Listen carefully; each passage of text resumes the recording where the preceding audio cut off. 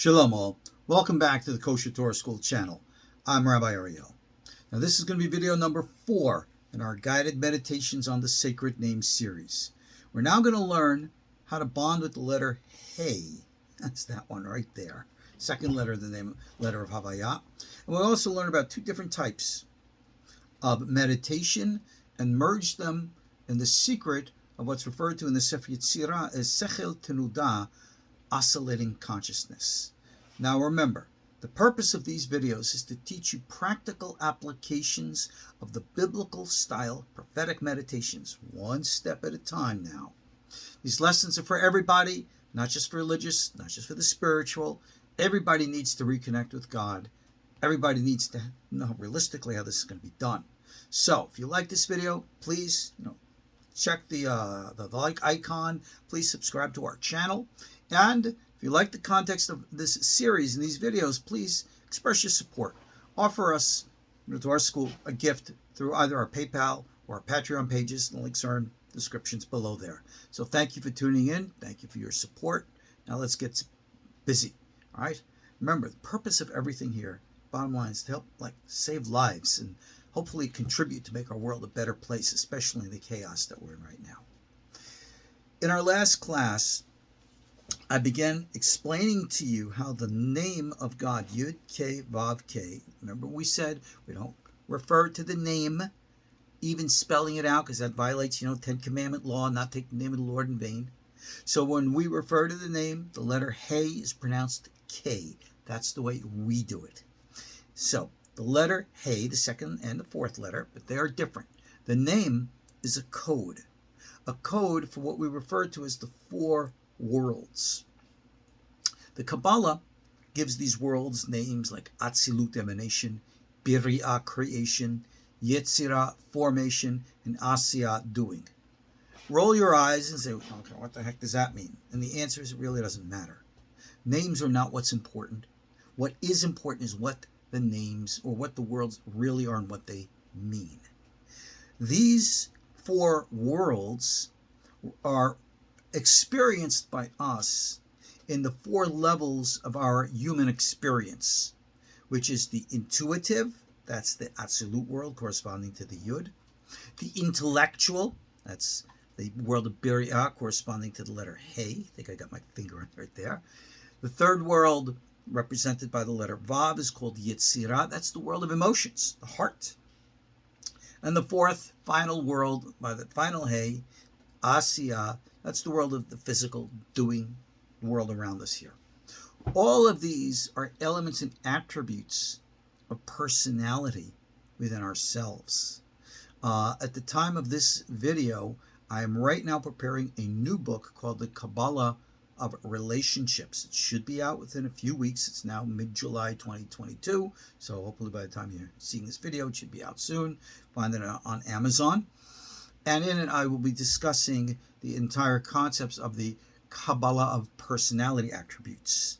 So Carl Jung, took a lot of what he realized from the Maggid of Mezrich, was the top Talmud of the Baal Shem Tov, who was founder of Hasidism, who took it all from Kabbalah, so there's the connection. But anyway, getting down to where we are right now.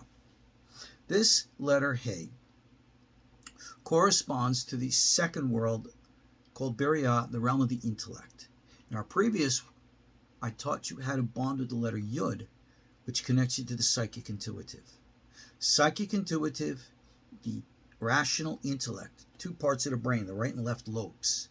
In Kabbalah, they're given the special names of Sephirotic faces called Abba and Ima, mommy and daddy, because ultimately intuition and intellect are vital to work together. But you must also remember something. The way and the path of the intellect is radically different from the way and the path of the intuitive. The rational and the psychic are opposites in that respect. And not everybody is an intuitive, psychic type of meditator. Those who follow that path, well, I wrote this book for, right? That's out there on Amazon. Links will be below. And I explain how to use the psychic path. In Hebrew, that psychic path is called Hitbodedut. It really means mental isolation, because it's a withdrawal from the world to go into the inner realm, into the psychic realm, and up and out. That which we're going to talk about now is its opposite. That is called in Hebrew Hitbonenut. Hitbonenut is contemplation of intellectual concepts and ideas. That's what this book is about. This book came out, 15 years ago? Because most of us today are rational intellectuals. Most of us today use our brains to think. We're not very psychic. We're not very intuitive, even though we have the potential within us. It's kind of like going to the gym. Each one of us can go to the gym and build up big muscles. You can also train your brain to have psychic muscle, if you will, but it takes time and effort. The letter He represents this second form of meditation called Hitbonenut, contemplation. This is something that most of us are already doing, even though we may not be aware of it. And that is literally when you read something and you sit there and you stroke your proverbial beard, just in case you don't have a physical one, and you say, I got to think about that. And did you ever notice that when you get into something that you're really involved with, doesn't have to be God, doesn't have to be religion, but anything that you're actually thinking about, you go off, you go, that's really interesting. I got to think about that. And you might find like your head lifting and your head twisting and stuff like that. All of that is what we call, the mechanics of the brain working. Well, when the mechanics of the brain work and you're thinking deeply, you're looking for things within things. This is what we call the Hitbonenut method. When you want to come and draw close to God in this path, to stand up in the mountaintop and yell, "Hey God, are you really up there? Can you talk to me?" That's not going to work. All right, that's not the way. But let's say you're the rationalist type, you're a scientific type, and you want to look at the universe and darn, this universe really does operate in regards to a very intricate pattern of interactions. Natural law is very real. There must be something behind it. If there is something called natural law, then logic would dictate that natural law comes from some place. There must be a natural law giver. Now, this is a logical way that we can come to understand the reality of God. That does not take the next giant step to let us think that, well, okay, if there really is a God, because we can rationally conceive of the thought, does that mean then this is the God of the Bible, of Judaism, Christianity, Islam, Hinduism, Buddhism, Native Americanism, or any of the others? Well, no, that's a big jump between A to B. And I'm the Orthodox rabbi who's telling you that that is true. And I've written about this in many of my books as well. Because if you're going to follow the intellectual path of knowing, then you really have to take the time to contemplate.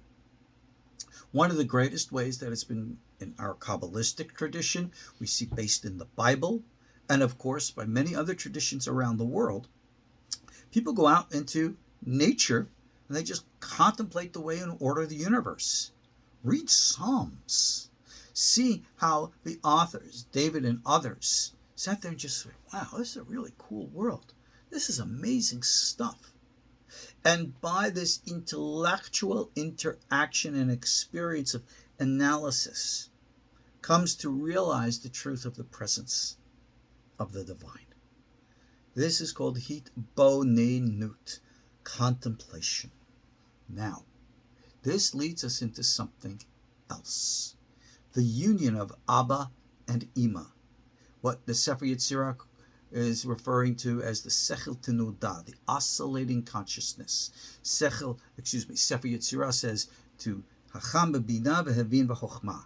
Chochma and Bina, Yud and Hey, Hitbodedut and Hitbonenut. The intuitive psychic, the rational intellect has to work together. And you'd be surprised how natural this is, because we do it all the time. Let me explain, and then we're going to practice. Think about that concept that we were just talking about. Yeah, it's a deep thing. Very, very deep. And then you sit there and you think about it, and you think about it, and you're really contemplating it deeply, and all of a sudden your mind starts to wander, and you go off into a daydream. You're daydreaming, and bingo! Eureka! Something just hit you in the head, inside your mind, and you had this brilliant revelation and insight.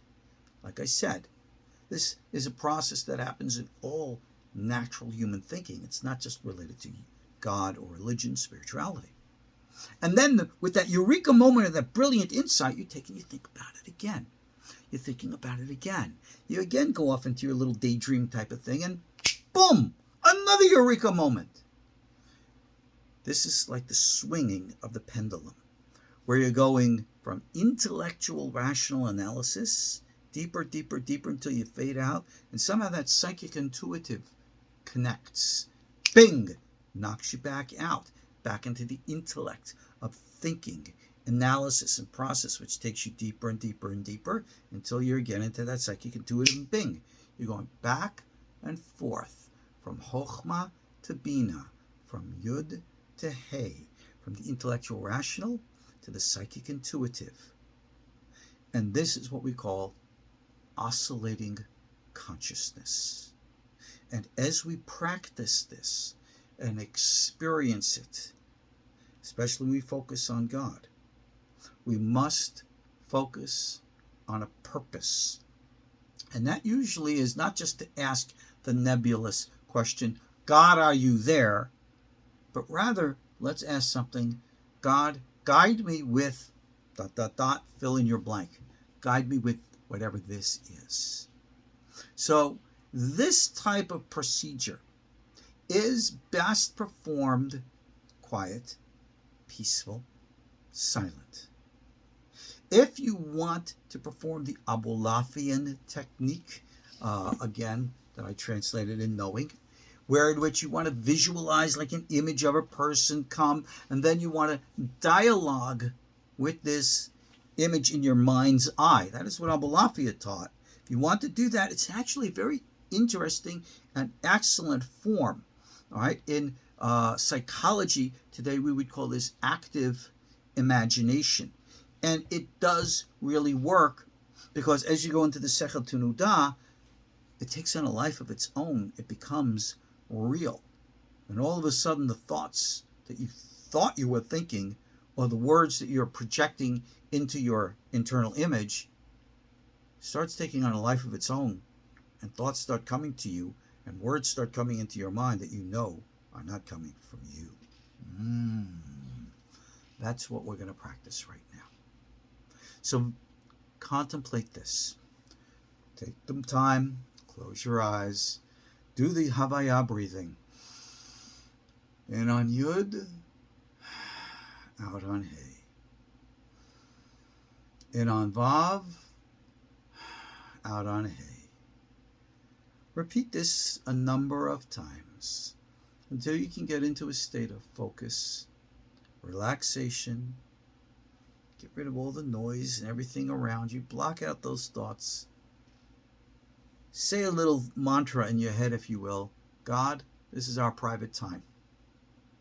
And if you want to visualize, make believe that there's like an entity standing before you, no faces, no personalities, no names, just like a blob of light. And say, okay, God, I want to understand. I want to know. Open my mind that I may understand. And focus on these types of thoughts in your breathing, best with your eyes closed. Help me understand. What is it that you want to understand? The presence of God? The reality of God? The path or direction of God for your life? This is what you do. God, show me. Now, be precise what it is. Remember, like if you're contemplating something, thinking about something, you can't think about 101 things. You got to think of one thing. So contemplate specifically what it is that you want. God, I need direction in my life for knowing where to live, what job to have.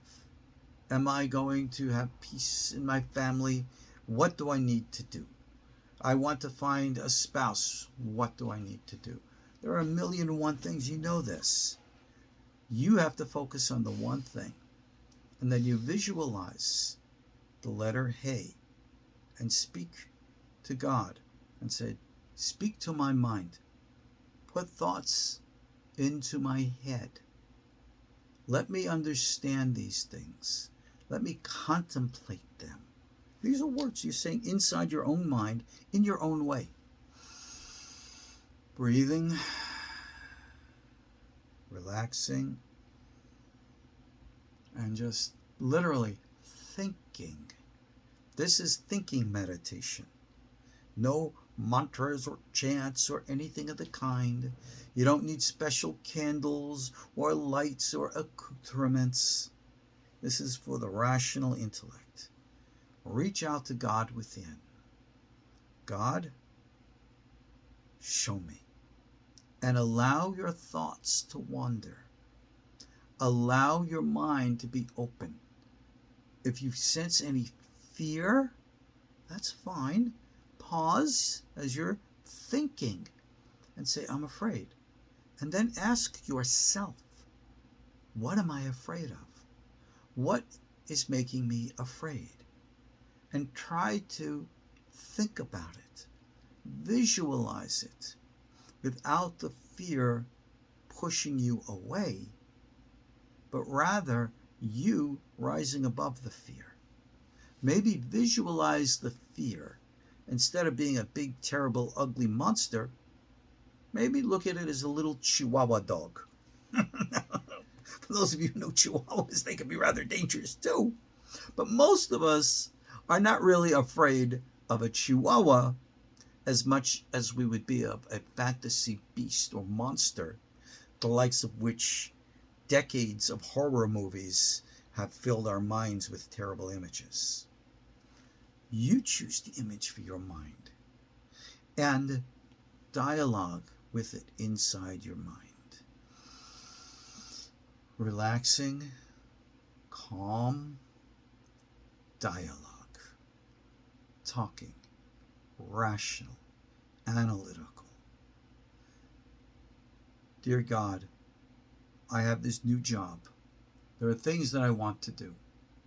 What order should they be in? Dear God, I'm having problems with husband or wife. Show me insights. What is it that I need to see? And allow yourself again to think about these things. But don't limit your thought. And always remember that Abulafian technique. Think about these things inside your head. Because at the realm, the level of what we call Biri'ah, represented by the letter Hey, this is the level of what we call the higher self, the neshama soul. So your own higher self will speak into your own lower mind. Now remember, your personal neshama higher self is part of the collective whole of what we call the Metatron. The Metatron is actually the race of our collective higher souls. We read about this in the Emek HaMelech of Rabbi Bacharach. I've given a class on this, which is available here on this YouTube channel, the Metatron race. I've written about it in my book, Aliens, Angels, and Demons, and it's available in many of my other teachings. But we need to know that we do have access and connection to our own higher selves. So allow yourself to think deeply, to go off into the daydreaming, to grab that eureka moment and bring it back into thought, and let these revelations and insights guide you. And have faith by knowing the name of God, Yud, K, Vav, K. Don't second guess yourself. Don't doubt yourselves, but trust that God is guiding you, that God in a higher dimensional plane is in direct communion with your neshama soul and a higher dimensional plane, which is connecting to your rational conscious mind right here in this plane. This is what you need to do. Now it's up to you to do it. So, if you like this video, please click again that like icon and subscribe to our channel for our future videos. Thank you again for your support, for patronizing us. Help us with our Patreon page or our PayPal page, and I'll see you in our next video. Take care. Shalom.